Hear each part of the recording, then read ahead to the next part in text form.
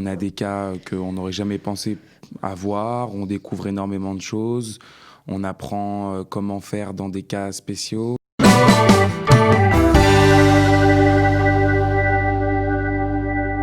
Nous allons parler tout de suite avec un jeune bénévole. Nous allons parler du programme Yochai Porat de volontariat international organisé par le Magen David Adom, qui est ouvert à tous les jeunes de 18 à 30 ans sans expérience médicale ou scientifique préalable. Restez avec nous car j'accueille tout de suite notre ami Gabriel Benaïm.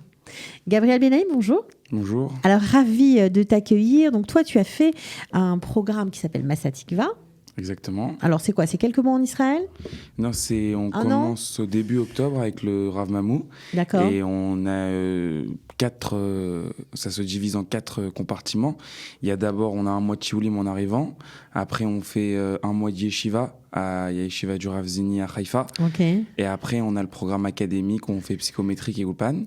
Et après, sur la fin, on a un mois et demi de Mitnadvim à Magen David Adom. Alors, Mitnadvim, pour ceux qui ne parlent pas l'hébreu, c'est du volontariat. Donc, c'est exactement la période où tu te trouves. Donc, toi qui n'avais jamais pensé peut-être à sauver des vies, bah, c'est exactement ce que tu es en train de faire. Ça paraît fou en si peu de temps, mais là, ça fait un mois déjà que tu es dans ce programme de Magen David Adom. Alors, comment ça se passe pour toi ? Alors ça se passe vraiment, c'est une expérience exceptionnelle, c'est fabuleux. On a des cas qu'on n'aurait jamais pensé avoir, on découvre énormément de choses, on apprend comment faire dans des cas spéciaux. On nous a appris les gestes de premier secours, ce qui est hyper important parce que... Oui, vous n'êtes pas balancé comme ça avec des malades. Ah non, pas du tout. Vous avez une formation. On a suivi un cours qui s'appelle course Shishim, ce qui dure 60 heures. Ça a été fait par d'ailleurs quelqu'un de Tikva des années précédentes qui est aujourd'hui Batcherout. Et on nous a préparé à intervenir sur le terrain.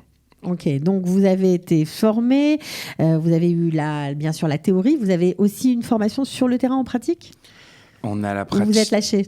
Non, ils nous font de la pratique dans les locaux du Magen David Adom. D'accord. Donc on a un examen pratique et un examen aussi à l'écrit. Et à la fin, on a nos résultats et on peut enfin monter dans les ambulances. Alors, vous êtes fait partie intégrante de l'équipe ?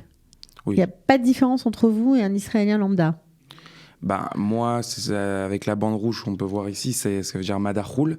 C'est Mada de Chutz Laaretz. Okay. Et voilà, donc un Israélien, il est mitnadev, sauf qu'en ce moment, c'est un peu compliqué avec le corona et tout ça. Mais nous, on a réussi à avoir une autorisation.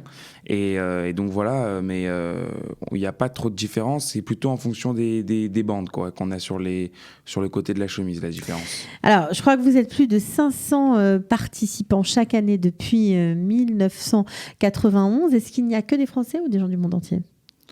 Il y a des gens du monde entier qui participent à ça. Ouais. Alors, qu'est-ce qui est le plus, pour vous, impressionnant, qui a été le plus impressionnant depuis un mois ? Là, je crois que vous revenez d'une garde, d'ailleurs. Voilà, je viens de finir la nuit. J'arrive maintenant sur Kalita. Ok, donc qu'est-ce que vous avez eu cette nuit, par exemple, pour qu'on se rende compte de ce que vous faites ? Cette nuit, on a des cas de coronavirus, parce que ça... Voilà, on a des cas de coronavirus, donc on s'habille avec la tenue spéciale, comme si on arrive sur une scène d'attentat, la grande tenue blanche, le masque et tout ça, on est hyper bien équipés. Après, on arrive, on va chez les gens. Souvent, c'est... Vous faites, vous, l'abdika ? Vous faites, vous, l'examen ? Non, vous ne faites pas l'examen ? Non, je ne fais pas l'examen. Juste, on prend la personne et on l'emmène on l'emmène à l'hôpital. Et après, voilà, on a de tout. On a des gens, on arrive, ils ne se sentent pas très bien, que ce soit des personnes âgées, des jeunes, et on les emmène à l'hôpital. On fait ce qu'il faut faire dans l'ambulance pour voir si on peut les soigner. Ça dépend si c'est un accident de la route, il faut leur faire des pansements. Voilà, de tout, quoi. Mais vos parents doivent être épatés.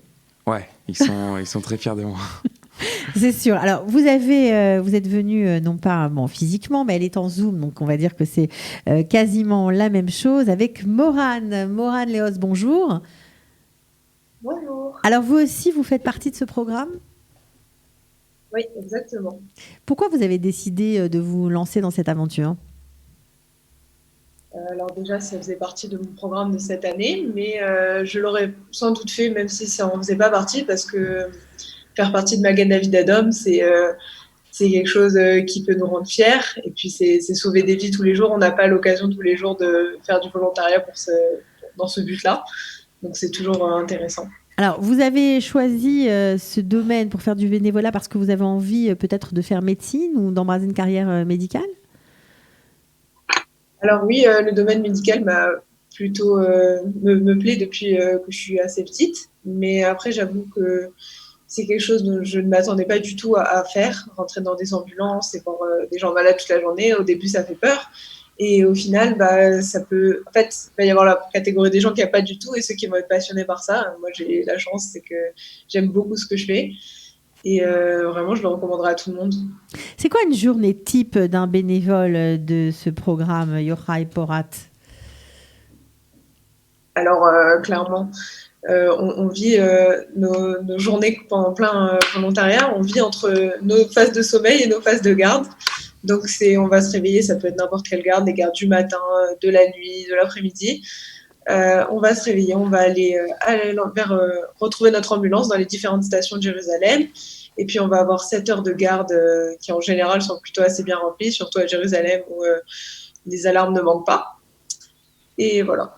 Ouais, c'est un peu le propos. Alors, est-ce que les équipes israéliennes on vous a accueillis à bras ouverts? Ils étaient contents d'avoir du renfort en cette période, surtout. Peut-être toi, Gabriel. Oui, ils sont très contents de nous avoir à bord de leur ambulance. Et puis nous aussi, on est très contents parce que de base, c'était que 2 dans une ambulance, le conducteur et le secouriste, et on a réussi à avoir une autorisation. Mais moi, 100% des conducteurs que j'ai eus, c'est une bonne ambiance. En plus, ça nous permet de pratiquer notre hébreu parce que sur le terrain, c'est le meilleur pour apprendre l'hébreu. Ah ben c'est sûr. Et donc voilà, moi je trouve qu'en tout cas, on est très bien accueillis par le Magen David Adom. Ok, alors justement, vous, Morane, vous avez suivi ce cours en français, hein, le cours des 60 heures dont nous a parlé Gabriel, il était en français. Comment on fait après sur le terrain pour faire face à des patients qui sont israéliens? Alors, c'est pas vraiment un problème parce que déjà, tout le cours, certes, il est en français, mais tous les mots qui vont être intéressants, qu'on va entendre dans l'ambulance, dans la vie de tous les jours dans ces ambulances, ça va être en hébreu. Et donc, c'est des mots qu'on a retenus. Et les phrases qu'on a pu entendre en français, c'est pas des phrases vraiment qu'on va utiliser. Donc, en soi, et surtout, le plus important, c'est qu'après, on n'a pas que des Israéliens en patient. On va avoir, j'ai eu beaucoup d'Américains, de Russes. Et dans ce cas-là, de savoir parler l'anglais ou d'autres langues, ça peut être pratique. Donc après, l'hébreu, c'est pas le principal. Et dans tous les cas, je pense que personne ne se retrouve perdu. Parce que déjà, on a eu un peu les bases avec la formation. Et personne, que ce soit les NAG, les conducteurs ou les secouristes, ils sont là pour nous aider. Donc ça n'a jamais été la langue, ça n'a pas été un problème, je pense. Est-ce que vous avez découvert des faces cachées de la société israélienne pour vous, avec ce programme, Gabriel? Des faces cachées. Des choses que vous ne connaissiez pas de la société israélienne, ou des gens, ou des personnalités. On en découvre tous les jours ici en Israël. Ouais, qu'est-ce que tu découvres? Écoutez, moi je pense que déjà c'est une société, c'est complètement à part de la France. Donc c'est vraiment, faut vraiment s'adapter à la vie des Israéliens. Ça veut dire quoi à part de la France? Parce que quand on regarde comme ça de l'extérieur, on pourrait croire que finalement ça ressemble énormément. Sauf que les gens qui habitent ici et en France, c'est pas du tout la même chose. C'est une société, c'est complètement à part. Mais moi, ce que j'aime vraiment en Israël, c'est que voilà, je fais Magen David Adom, mais il n'y a pas de problème que ça soit là dans le Magen David Adom de religion. Ça veut dire c'est pas parce que lui il est pratiquant d'une autre religion que je vais pas le sauver d'abord. Ça veut dire vraiment, j'ai appris au Magen David Adom que la vie prime. La vie prime surtout. Il n'y a plus de différence. Toutes les différences annulent. Exactement, toutes les différences annulent. Ça veut dire, j'arrive sur le terrain, c'est le premier où la vie est la plus en danger que je vais aller sauver. Même si à côté, ça peut être voilà. Mais donc ça, c'est un truc c'est exceptionnel d'apprendre ça. De se dire que voilà, vraiment là, on arrive à un stade où tout le monde est égaux sur le terrain. Ouais, ça vous a plu, ça? Ouais, de me dire qu'il n'y a pas de différence, que ça soit avec n'importe quelle religion. Mm-hmm. Et Morane aussi, vous avez été touchée par ça? Ah oui, vraiment, les différences sociales, que ce soit au niveau, comme il dit, des religions, Gabriel, ou même des classes sociales, on a affaire un peu à toutes les stalles de la société israélienne. Quand on rentre dans Magen David Adom, du plus pauvre, j'ai eu quelqu'un qui habitait dans une maison toute vide, dans un espèce de bunker, comme j'ai eu une dame qui habitait dans un grand château à la sortie de Jérusalem. Et on voit pas, il y a pas de différence. C'est vraiment le professionnel avant tout. Et c'est ça qui fait vraiment la qualité de cette association.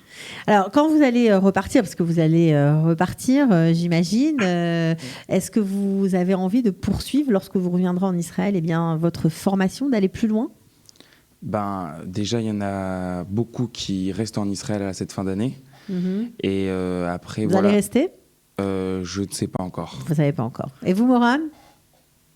Oui, moi je compte rester. Et d'ailleurs, ce volontariat m'a donné très très envie de faire une année de Shirut Leumi à Magen David Adom. Eh ben voilà, comme ça, c'est la réponse est claire. Bon, vous ne savez pas encore. Je vous souhaite de prendre la meilleure des décisions. En tout cas, c'est sympa de voir que vous venez faire du bénévolat, passer du temps pour les autres. Bravo à vous. Alors évidemment, si vous avez envie de vous inscrire vous aussi à ce bénévolat, vous pouvez liker la page du Magen David Adom. Vous pouvez les contacter et peut-être même rentrer en contact avec vous, peut-être sur Facebook ou sur Instagram, je ne sais pas. Oui, il n'y a pas de problème. Vous pouvez donner quelques informations ? Oui, de toute façon même, en France, il y a des formations tous les ans qui commencent, où des gens vont dans les écoles pour présenter les gestes de premier secours. Et puis, dès qu'on veut s'intéresser, il n'y a pas de problème, quoi. Ok. Bon, alors en tout cas, merci à vous d'avoir participé à l'émission.